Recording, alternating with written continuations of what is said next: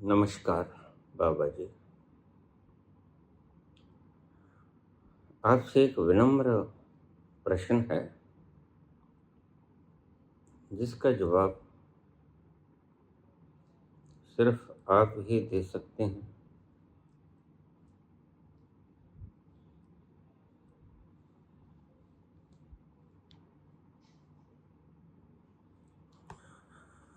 क्या बच्चों को लगाई जाने वाली वैक्सीन अनसेफ है?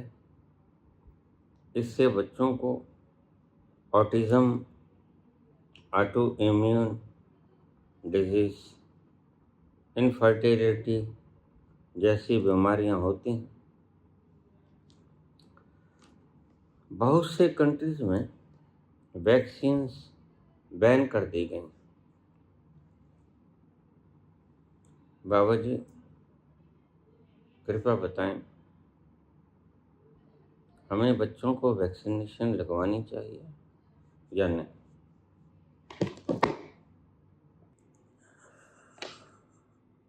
बड़ा महत्वपूर्ण सवाल है।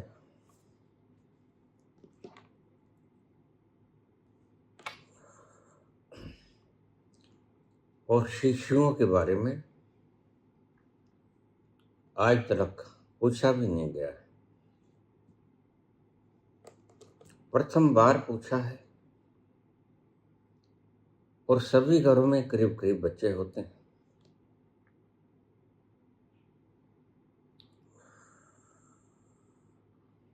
बच्चे होते हैं, पोते पोतियां होती हैं, दोहते दोहतियां होती हैं।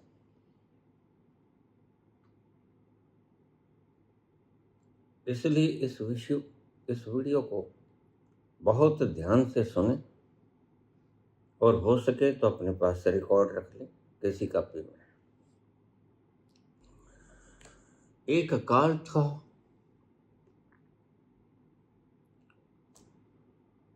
आज भी वह उत्सव मनाया जाता है। बच्चे का नामकरण संस्कार हम उसे छठी रात कहते हैं।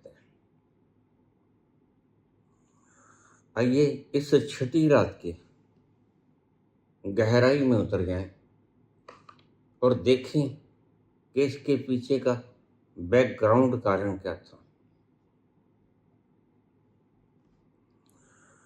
उन दिनों की बात है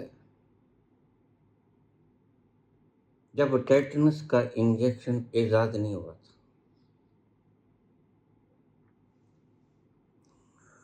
कोई भी वैक्सीनेशन इजाद नहीं हुई थी।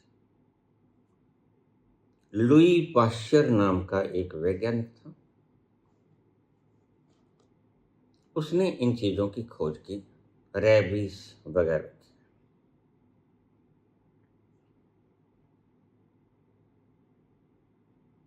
तो ऐसे असाध्य मामलों में,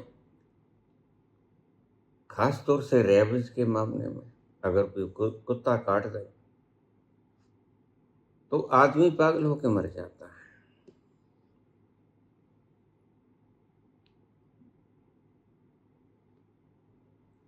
तो लुई पाश्चर ने ऐसी शानदार पत्ती निकाली, अब पागल कुत्ते के काटने से लोग मरते नहीं। रेबीज का वैक्सीनेशन लगवा लो, सलामत रहेगा।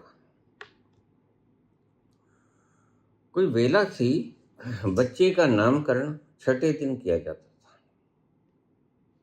उसको हम छठी रात कहते थे। आज भी सभी घरों में मनाई जाती है। उसका तुम्हें कारण नहीं पता होगा। आइए उसका कारण बता देता हूं। पहले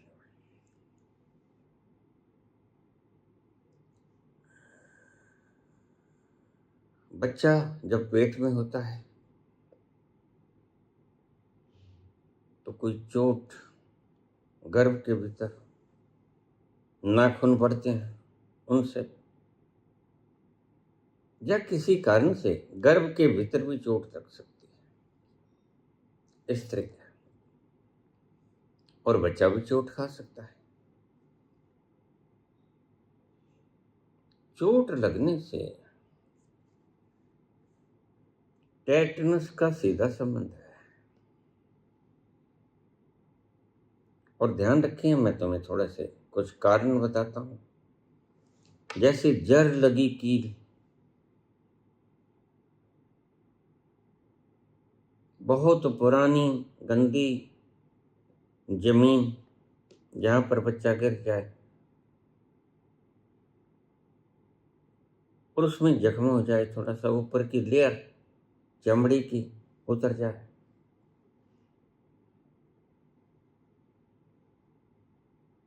तो इन जगहों पर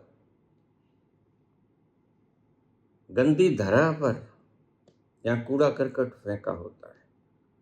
हमारे हिंदुस्तान में तो आपको पता ही, सफाई का कोई विशेष ख्याल नहीं रखा जाता है। मैं आगरा जाया करता था। आगरा में ताजमहल को देखने के लिए बहुत से विदेशी आते हैं। तो मैं रक्षा पे जा रहा था। आगे आगे मैंने देखा एक व्यक्ति केला खा रहा था छील के, और केला खा के उसका छिलका फेंक रहा था।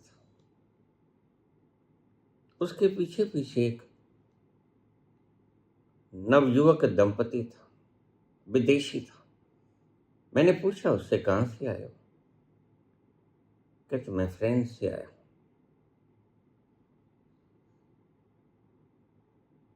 वह उस केले के छिलकों को उठाता, आसपास देखता, उसे कोई डस्टबिन ना मिलता, तो वह उसके पास ही एक प्लास्टिक का छोटा सा लिफाफा तो उसमें डाल देता।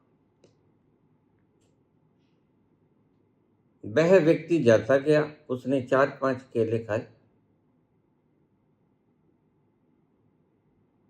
छिलका फेंक दिया, और उस दंपति ने वो छिलका उठाया और अपने लिफाफे में डाल दिया, अपने बैग में रख दिया। हिंदुस्तान की तासीर और विदेशों की तासीर में कितना जमीन आसमान का फर्क है, तुम्हें यहीं से पता चल जाएगा। मैं बड़ा हैरान हुआ।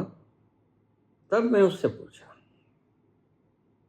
From where are you coming?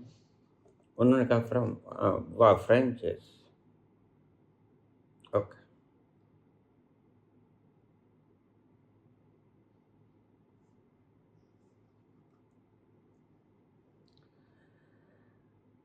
यहाँ सफाई का बड़ा बुरा हाल है। जगह जगह सड़क पे गिर जाओ, माटी में गिर जाओ, और धुनक का खतरा रहता है। धुनक टेटनस को कहते हैं। 1947 से पहले बच्चे टेटनस के कारण मर जाते थे। कोई गर्भ के अंदर घाव लग गया, बच्चे को चोट पहुंच गई या माता को चोट पहुंच गई, 48 घंटे में इसके कीटाणु पूरी तरह से काम करते हैं। लेकिन हमारे जो ऋषि थे, खोज तो तभी हुई नहीं थी, 6 दिन तक इंतजार करते। अगर 6 दिन तक बच्चा ठीक रहा, जच्चा बच्चा दोनों ठीक रहे, तो फिर छठी रात को उसका नामकरण संस्कार होता। ये था कर्म। आमतौर से शिशुओं की मौत दर बहुत ज्यादा थी,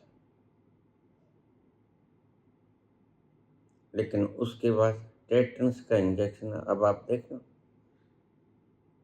कुछ विशेष वक्फे के ऊपर माता के भी लगता है, और बच्चे के जन्म के बाद बच्चे के भी लगातार लगता है, बूस्टर डोज भी लगती है। यह मुख्य कारण था शिशु की मृत्यु दर का, मुख्य कारण था।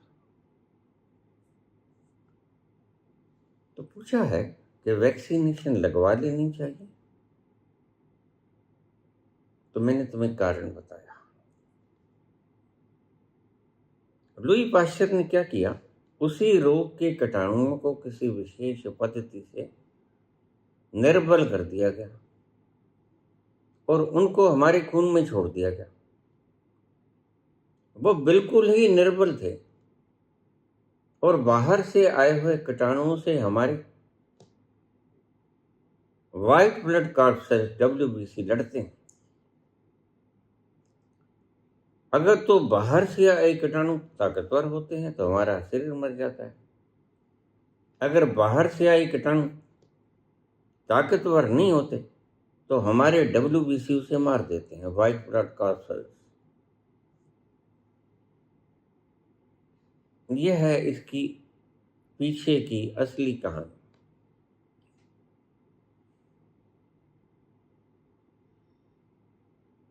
तो जब उसने इंजेक्ट किया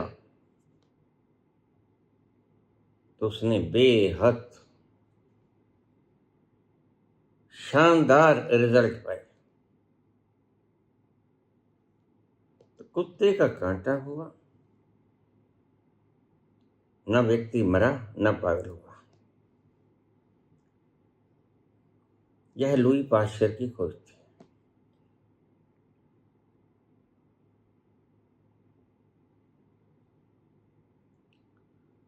वैक्सीनेशन वगैरह जो भी है वह लगवा लेनी चाहिए। हर वैक्सीनेशन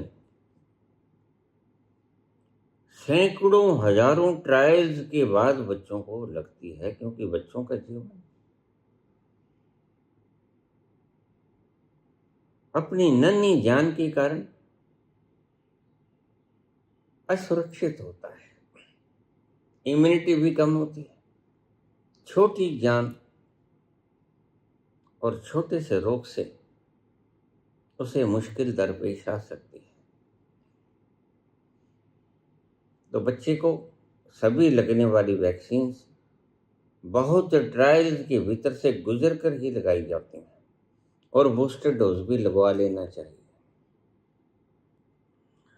इन 50 सालों में 1974 से लेकर 2024 तक आपको जानकर हैरत होगी कि 15 करोड़ लोगों की जान बचा ली गई इन वैक्सीनेशंस के कारण। और आपको जानकर और भी हैरानी होगी कि 1947 में जब देश आज़ाद हुआ तो भारत की एवरेज उम्र जो थी, एवरेज एज, वो 31 वर्ष थी, 31 ईयर्स। और आज 2026 में यह उम्र 31 से बढ़कर 71 to 74, 71 या 74 साल की एवरेज उम्र हो गई है। इतनी बढ़ गई। 40 साल से भी ज़्यादा एवरेज उम्र बढ़ गई। इसका कारण क्या है? मुख्यतः कारण है वैक्सीनेशन। और भी बढ़ जाती, क्यों नहीं बढ़ी? हमारे मूढ़ त्योहारों के कारण नदियों का पानी हमने विषैला कर दिया। आज गंगा नदी में 100 से ज़्यादा नाले गंदे निकल रहे हैं, जिनमें से रासायनिक द्रव्य निकलकर गंगा की पवित्रता को भंग कर रहे हैं और सरकार उन्हें कोई ना अल्टीमेटम देती ना कोई दंड देता।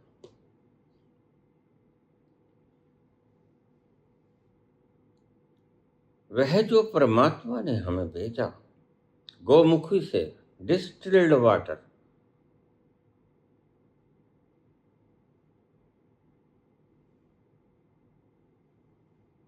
और आते आते हर की पौड़ी पर इतना दूषित हो जाता है, तुम इसे बड़ा पवित्र मानते हो, लेकिन वह पवित्र नहीं होता। जैसा गौमुखी से निकला वो पानी डिस्टिल्ड है,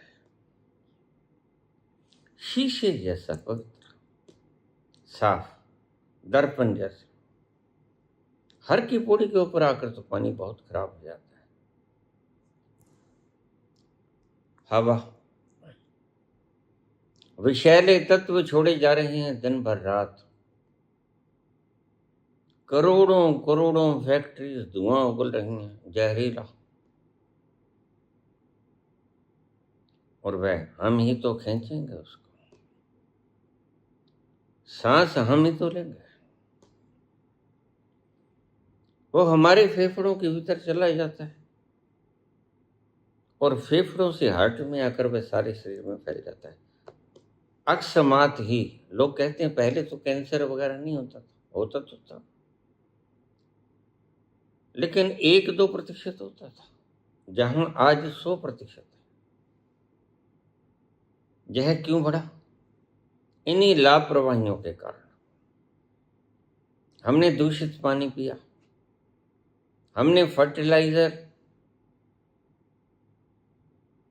की बहुत ज्यादा मात्रा प्रयोग की, नेचुरल फर्टिलाइजर हमने कम प्रयोग किया, जैसे गाय का गोबर वगैरह।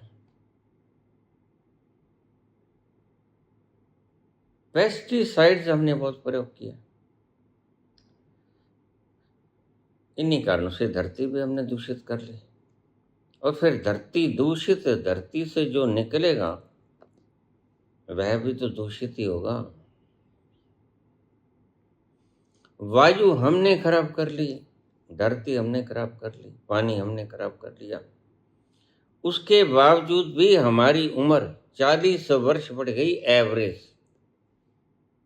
हम जापान से भी ऊंचे उठ सकते थे। इस देश की जलवायु जापान से अच्छी है, और जापान में 100 वर्ष तक तो आदमी हिलने का नाम ही नहीं लेता। वो तो अभी क्या है, अभी तो 70-80 के हो गए, और यहां किसी का कोई भरोसा नहीं, दम से गर जाए। वो लोग जागरूक हैं। अमेरिका में गोलियां बांटी जाती हैं, vitamin B1, B2, B6, B12, iron, ऐसे विशेष जो खनिज हैं, वाइटामिन हैं, वो एक गोली रोज खाए, और लोग खाते हैं, सारा अमेरिका खा रहा है। उससे उनकी एवरेज आयु का फर्क पड़ता है। यानी भारतवर्ष में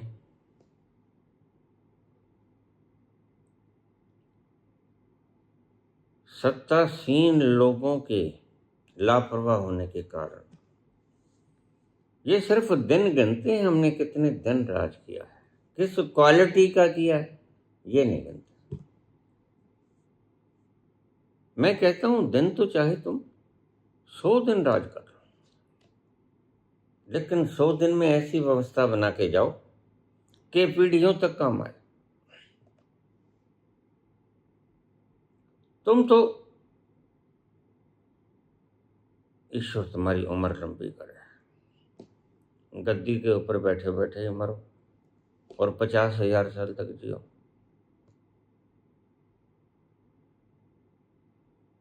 मैं रोज समझाता हूं। हमारे एक राष्ट्रपति गद्दी पर बैठे बैठे मर गया था, एक राष्ट्रपति, शायद उनका नाम फखरुद्दीन अली अहमद था, मेरा ख्याल है, पक्का नहीं हुआ।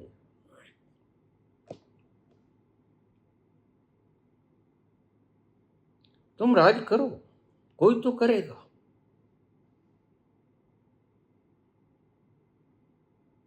मैंने अपना चैनल शुरू किया, मुझे बहुत से कमेंट आए, बाबा हमें क्या उपदेश देते हो आप? मैंने कहा क्या हो गया, आप राजनीति में आ गए? मैं कब आ गया? आप राजनीति की चर्चा कर रहे हैं, तो चर्चा ही तो कर रहा हूँ, how to manage your country, यही तो बता रहा हूँ। तो इसमें राजनीति तो नहीं हुई। अब मैं आज अगर वैक्सीनेशन के बारे में बता रहा हूँ तो मैंने वैक्सीनेशन बनाना तो शुरू नहीं किया, मैं आपको बता रहा हूँ कि इसके ये फायदे हैं, लगने चाहिए नहीं लगने चाहिए। और देखो, यह मैं खुद से नहीं बोल रहा हूँ, हमेशा प्रश्नों के ऊपर ही मैं जवाब दिया करता हूँ। वह भी किसी का प्रश्न था कि राजनीति में क्यों नहीं आ जाते बाबा, यहाँ बेईमान लोग बैठे हैं।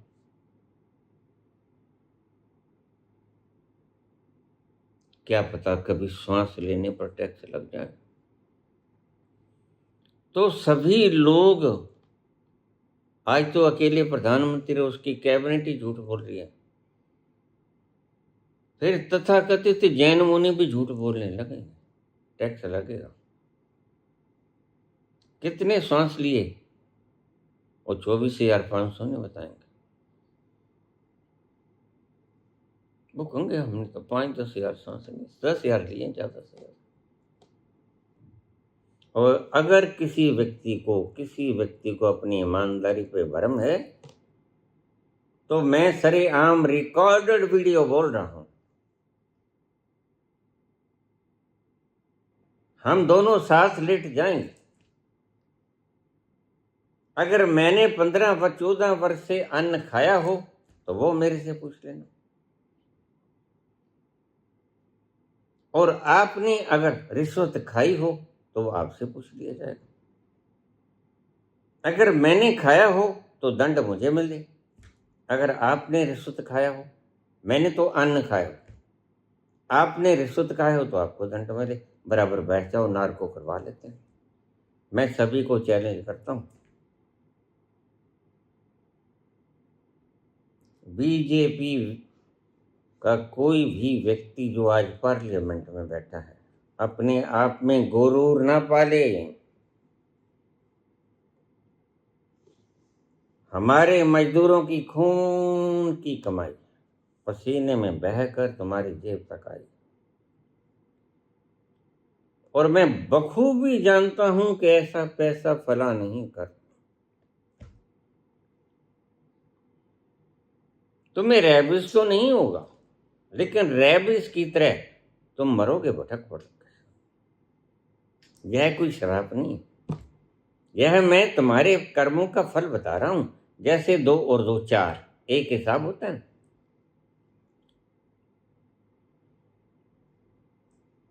तुम्हें कुछ नजर नहीं आएगा,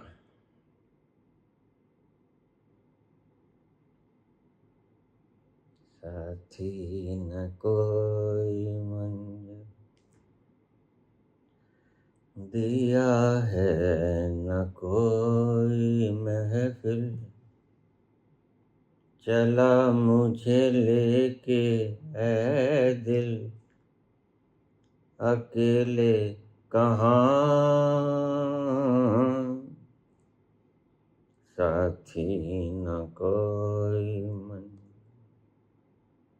दिया है, न कोई महफिल चला मुझे लेके है दिल, अकेले कहाँ।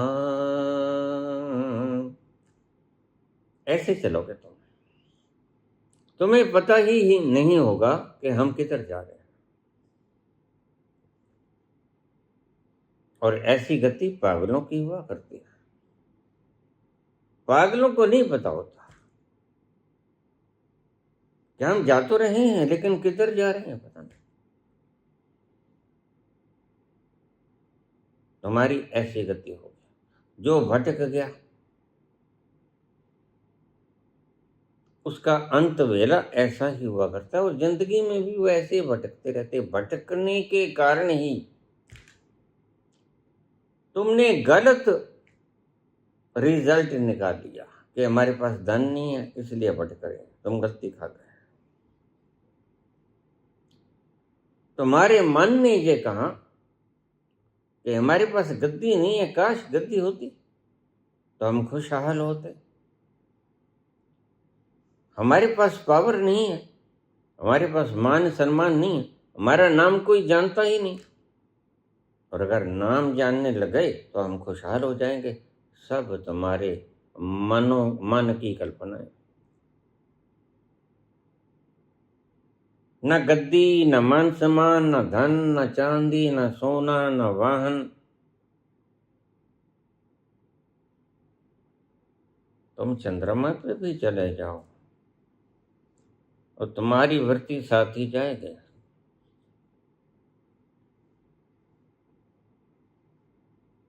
और मैं जानता हूं तुम धन क्यों कमा रहे हो। और कोई एक संत एक कमरे में 14 वर्ष से अकेला क्यों बैठा, बाहर नहीं निकल। मैंने कोई क्राइम किया है? मुझे कोई सजा मिली है कि मैं कोई खाना ना खाऊं, कोई नमक भी ना खाऊं, कोई सब्जी भी ना खाऊं, फ्रूट भी ना खाऊं, कोई जूस भी ना खाऊं? किसी सरकार ने मुझे दंड दिया है? नहीं। फिर क्यों? आइए इस फासले को थोड़ा समझ लें।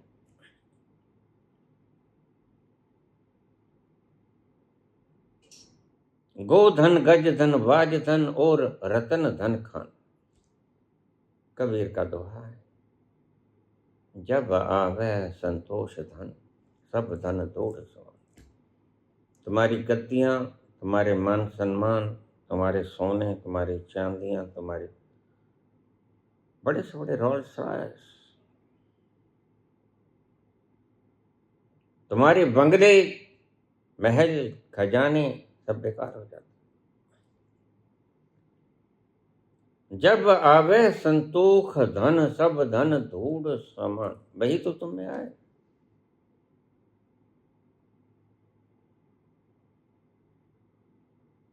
और इसीलिए तुम भागे थे। मन में संतोष नहीं था, हीरा जल रहा था,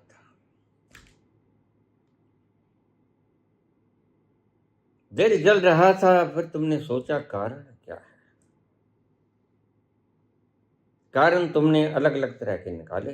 सूचनाएं नहीं तो आओ सूचनाएं इकट्ठी कर ले। चलो सर लोगों के पास, यूपीएससी कर लो, आईएएस बन जाओ। गद्दियां मिल गई, सुकून न मिला। फिर आगे देखा, अरे बाबा के तो पैर पकड़े जा रहे, छोड़ो कुर्सी को, आचार्य बन जाओ।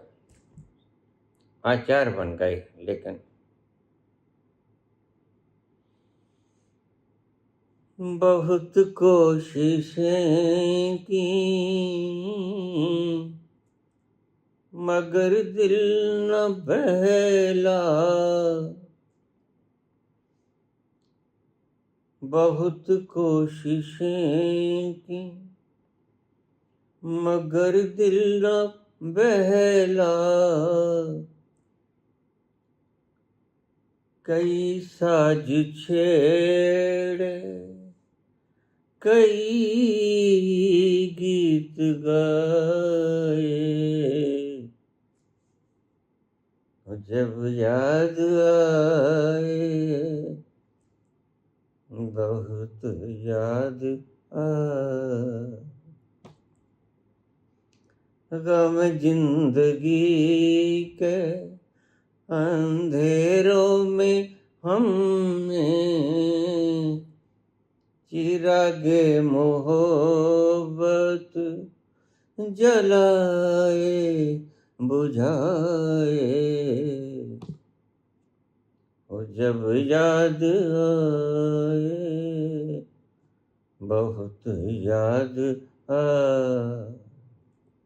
नहीं बहला मन। गद्दी नशीनों, धनपतियों, बड़े बड़े अमीर मुल्कों पर राज करने वाले राष्ट्रपतियों, बड़े बड़े खजानों के ऊपर सांपों की तरह कुंडली मारकर बैठे हुए अमीरों, एक बात मैं तुम्हें बता दूं, समझ तो तुम्हें नहीं आएगा, क्योंकि तुम ना समझ हो। सब मिल जाएगा तुम्हें, बस एक न मिलेगा,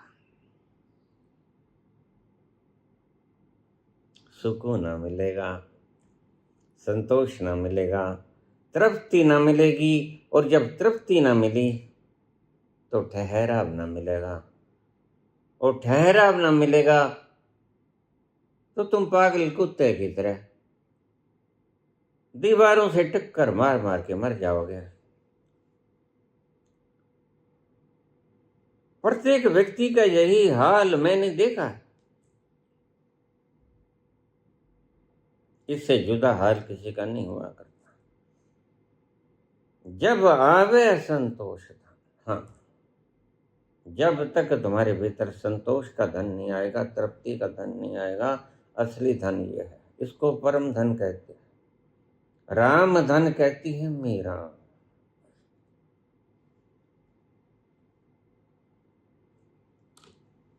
मीरा कहती हैं यह राम धन मैंने पा लिया है। आयो जी मैंने राम रतन धन पा, आयो जी मैंने राम रतन धन पा।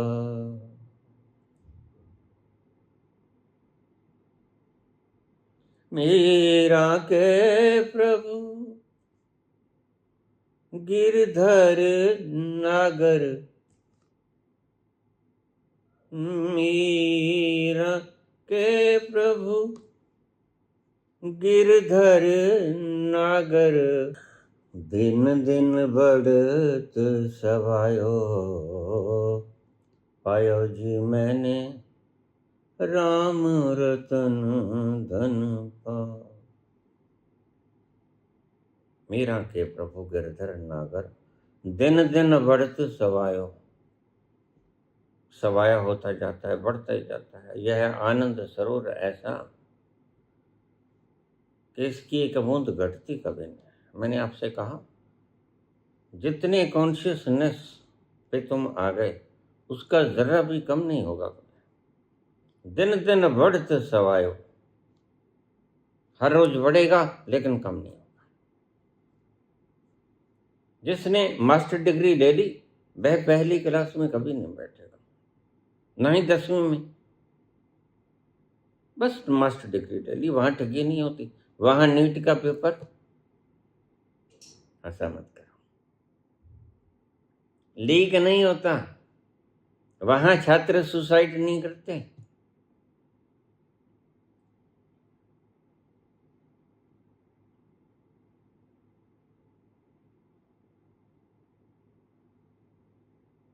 युद्ध के मैदान में अर्जुन कहता है सखा, तब तक उसे पता नहीं था कि उसका सखा परमात्मा है। बचपन के मित्र थे और महज एक साथी था।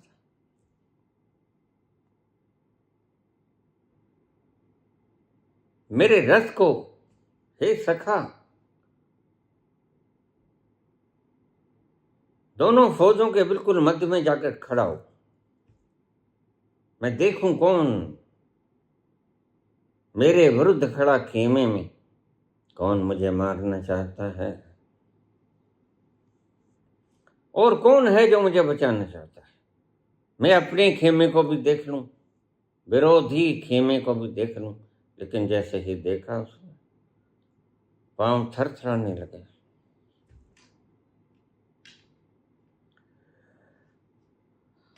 कृष्ण से कहने लगा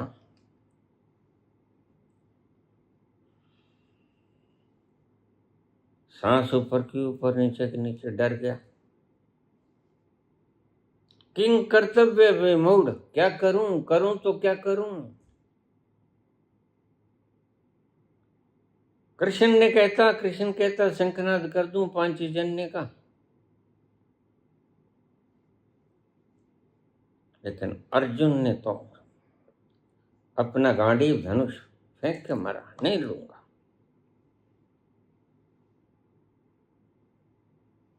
जिस गुरु से मैंने शस्त्र विद्या सीखी उसका हनन करूं। जब बालक था भीम मुझे पीटता था, भीम से बचने के लिए पितामह की गोदी में बैठ जाया करता था और निर्भीक हो जाया करता था। अब मुझे भीम नहीं मार सकता।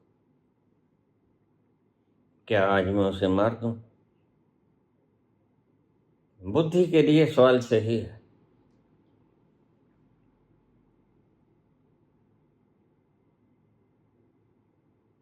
धनुष फेंक दिया, रथ के मध्य भाग में बैठ गया।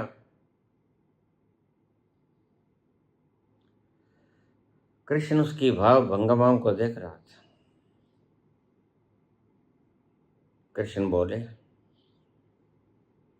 हे पार्थ, तुम क्षत्रिय पुत्र होकर ऐसा व्यवहार करोगे, ऐसा तो मुझे कभी सपने में भी सोचा नहीं था। क्या हो गया है तुम्हें? क्या तुम्हें पता नहीं था कि तुम्हारे सन्मुख तुमसे लड़ने के लिए कौन कौन खड़े होंगे? या अभी देखकर ही पता लगा? तुम कायर हो पार्थ, तुम कायर हो।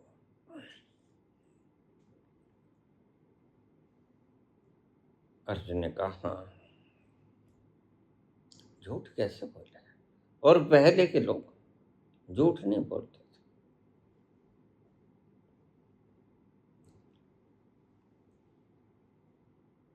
आज के लोग झूठ ही बोलते हैं और अपनी संतति न हो तो अपने शिष्यों को झूठ बोलना ही सिखाते हैं।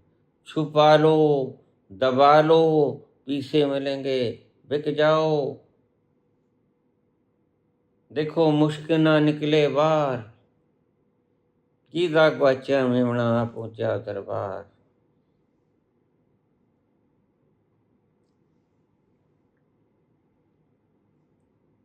कृष्ण का तुम कायर हो।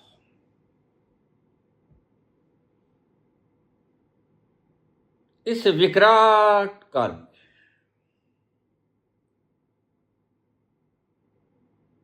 तुम क्षत्रिय के मुख से ये बातें शोभा नहीं देती पार्थ। तुम क्षत्रिय पुत्र हो, तुम कायर हो। अर्जुन कहता, प्रभु, मेरा दिल करता है मैं भाग जाऊं, अपने गुरु को मारूं, अपने दादा को मारूं, अपने भाइयों को मारूं, तो भाई लगने लगे दुर्योधन। कुछ भी है तो ताया जी के बेटे ही ना। और ताया जी के बेटों को मारना थोड़ी होता है।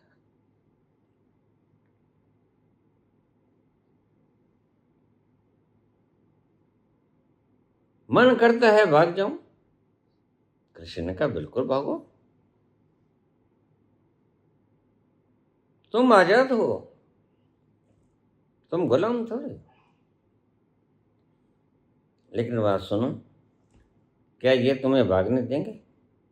इनके तीर 12 किलोमीटर 12 मील तक काम करते हैं।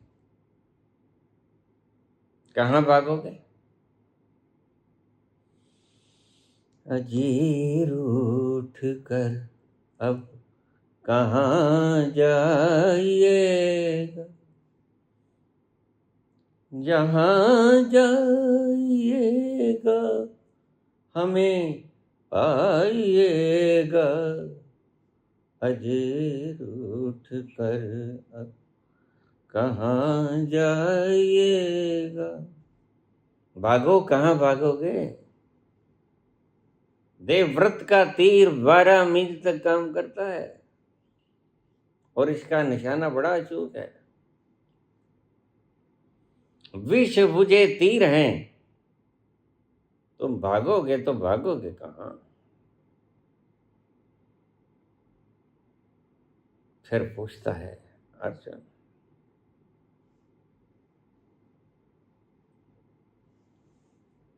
हे देवकी नंदन, हे वासुदेव, कार्पण्य दोषोपहत स्वभाव। मेरा स्वभाव कार्यता से भरा पड़ा है। पृच्छामि त्वाम धर्म सम्मूढ़ चेता, और आपसे पूछता हूं क्योंकि आपसे बड़ा धर्म का ज्ञानी कोई नहीं। यच्छ्रेयस्या निश्चितं ब्रूहि तन्मे, इस वक्त जो श्रेष्ठकर मार्ग है मेरे लिए। शिष्य से अहम, मैं आपकी शरण पढ़ता हूं। शादिमाम त्वं प्रपन्नमा, मुझे बतलाइए मुझे क्या करना चाहिए।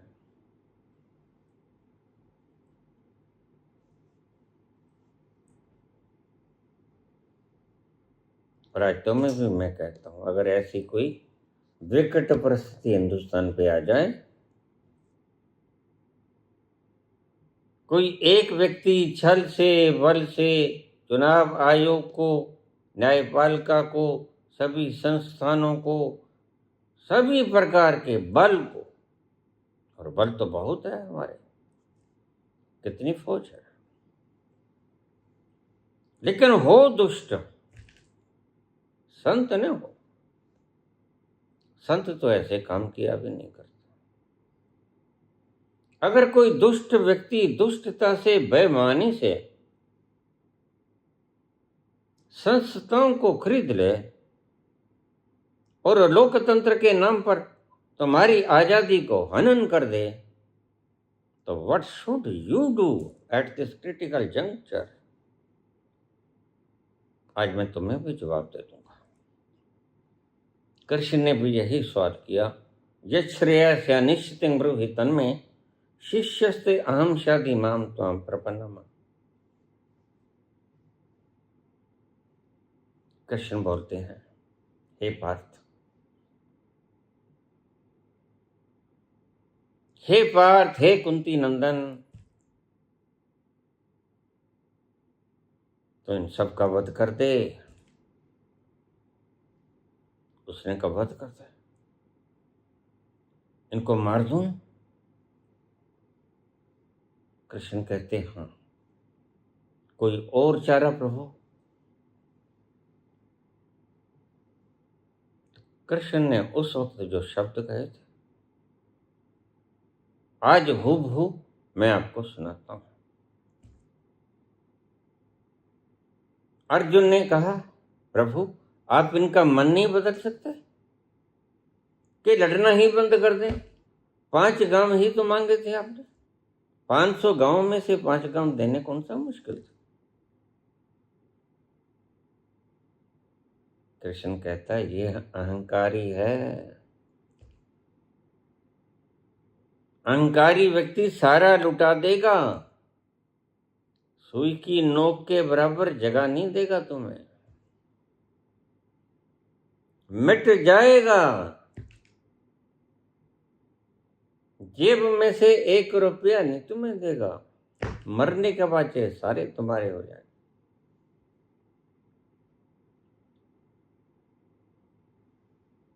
तो इतने प्यार से पूछता है, इतने सत्कार से पूछता है अर्जुन कि मुझे क्या करना चाहिए।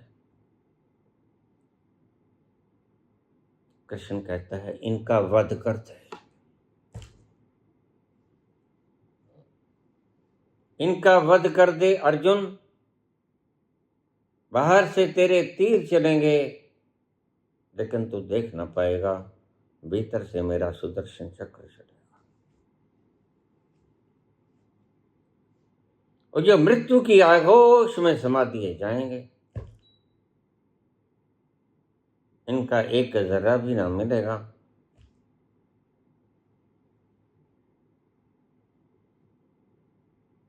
तो अर्जुन तो थराने लगा। वही मैं तुम्हें कहता हूं,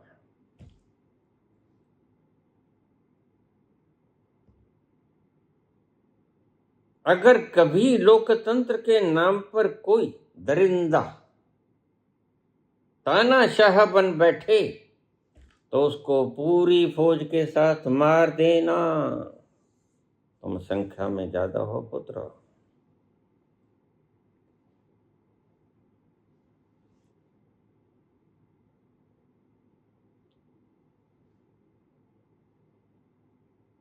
या फिर मरने के लिए तैयार हो जाना, दोनों में से एक ही बात।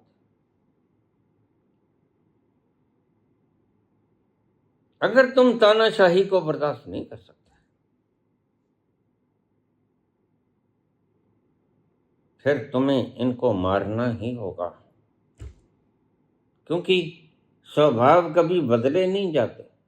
स्वभाव बहुत से जन्मों के संस्कारों के कारण आते हैं, सिर्फ इसी जन्म के नहीं है जो बदल दिए जाएं। यह कोई आदत नहीं है सिगरेट पीने की जो आप छुड़वा दो, यह शराब पीने की आदत नहीं जो आप छुड़वा दो। ये संस्कार जन्मों जन्मों से, हजारों जन्मों से तुम्हारे संग संग आ रहे हैं, इतने प्रगाढ़ हो गए हैं और इतने विराट हो गए हैं कि इनका कद हिमालय से भी ऊंचा हो गया है। कैसे उठाओगे इनको?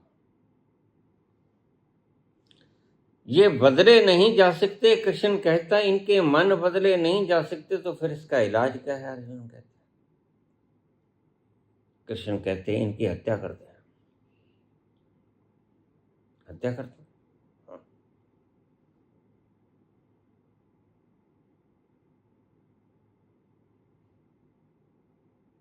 कृष्ण कहते हैं तू इनकी हत्या कर, और तेरे हर बाण में थोड़ी ताकत नहीं होनी चाहिए। ये तीर पोते के तीर नहीं होने चाहिए, ये तीर धनुर्धारी अर्जुन के तीर होने चाहिए। और याद रख, सिर्फ तेरे तीर ही काम नहीं करेंगे, मेरा भीतर का सुदर्शन चक्र भी काम करेगा। इसलिए कृष्ण गीता के अंदर एक शब्द कहते हैं, पार्थ मेरे द्वारा इन मारे गए व्यक्तियों को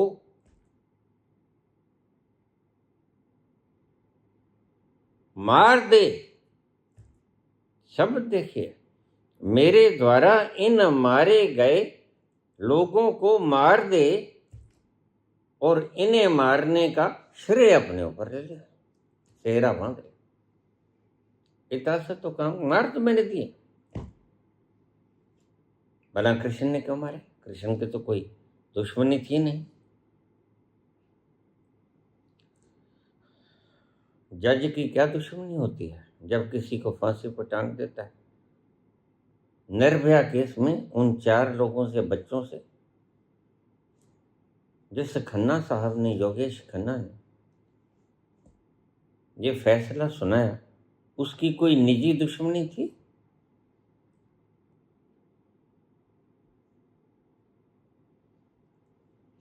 अकेले खसरे की वैक्सीनेशन ने 60% जीवनों को बचा लिया। इसलिए टीकाकरण से डरो मत। ये बहुत प्रोसेसिंग में से गुजर कर फिर बच्चों को लगते हैं। बच्चों का शरीर नाजुक होता है बेचारों का, इतनी लापरवाही नहीं बरती जा सकती है। जिन देशों में टीकाकरण की कवरेज बढ़ी, वहां पोलियो, डिप्थीरिया, टिटनस,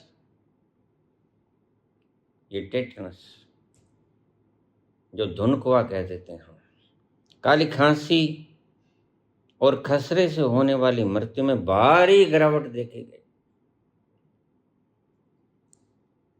और इन सब में से तो टेटनस एक ऐसा इंजेक्शन है, ऐसी वैक्सीनेशन है जो कि सबसे बड़ी प्रमुख कारण था शिशु मृत्यु और जच्चा बच्चा दोनों की।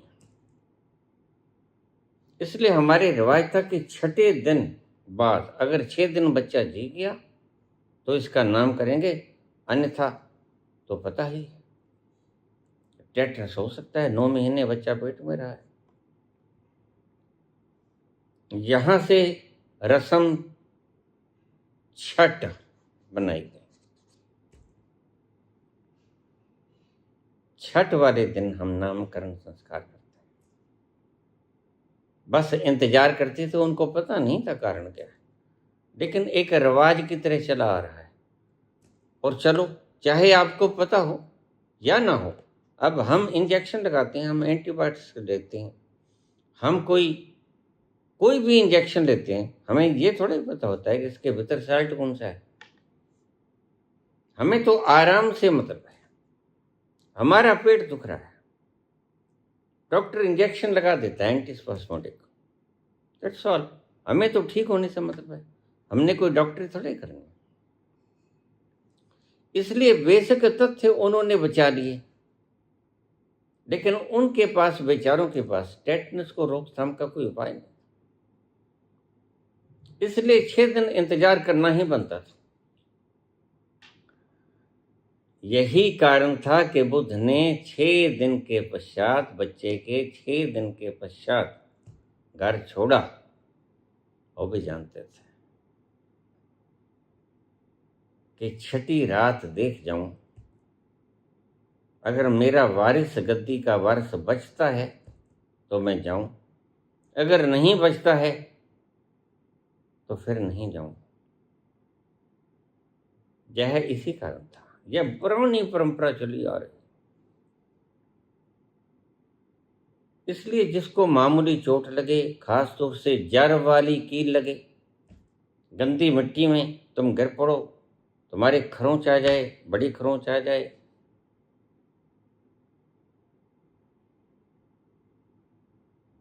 या कहीं जख्म हो जाए, फोड़ा फुंसी है, तुम खारिश कर लो, लहू निकलने लग जाए, उसके ऊपर माटी में हाथ लग जाए, तो टेटनस का इंजेक्शन सबसे पहले लगवा लेना 24 घंटे के अंदर अंदर। 24 घंटे में तो कह रहा हूं, मिनिमम टाइम था ये, मैक्सिमम टाइम है 6 दिन का, लेकिन 6 दिन बहुत ज्यादा हो जाते हैं। डॉक्टर्स कहते हैं कि देखो 48 घंटे में आप लगवा लो, उसके बाद हमारी कोई जिम्मेवारी नहीं। लेकिन पुराने रिवाज के हिसाब से 6 दिन माने जाते थे, इसलिए रस्म छठ मनाई गई उसमें।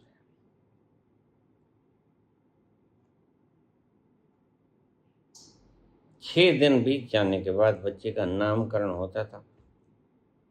अगर 6 दिन बचा ही ना तो फिर नाम किसका करेंगे। यही कारण था कि बुद्ध 6 दिन रुके।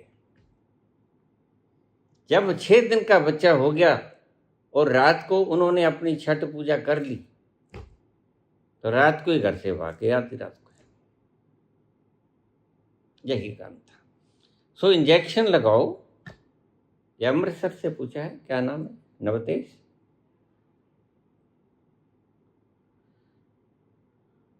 सभी वैक्सीनेशन लगवाओ, सभी वैक्सीनेशन, कोई वैक्सीनेशन खराब नहीं करती है, और हजारों ट्रायल्स करने के बाद बच्चों को लगती है। ये जो तुम्हें सूचना मिली है कि विदेशों में बैन कर दी गई हैं, वो किसी विशेष प्रकार की वैक्सीनेशन बैन की हैं, उनमें से ये नहीं है। उनकी चर्चा फिर कभी करूंगा, क्योंकि आज उसका वक्त नहीं है, वीडियो बहुत लंबी हो गई, 1.5 घंटे की वीडियो करीब हो चुकी। लेकिन इन वैक्सीनेशन जो आजकल रिकमेंडेड हैं, डॉक्टर लगाते हैं सरकारी हॉस्पिटल्स में भी, इनका कोई डर नहीं है, ये लगवानी ही चाहिए, ये जरूरी भी है।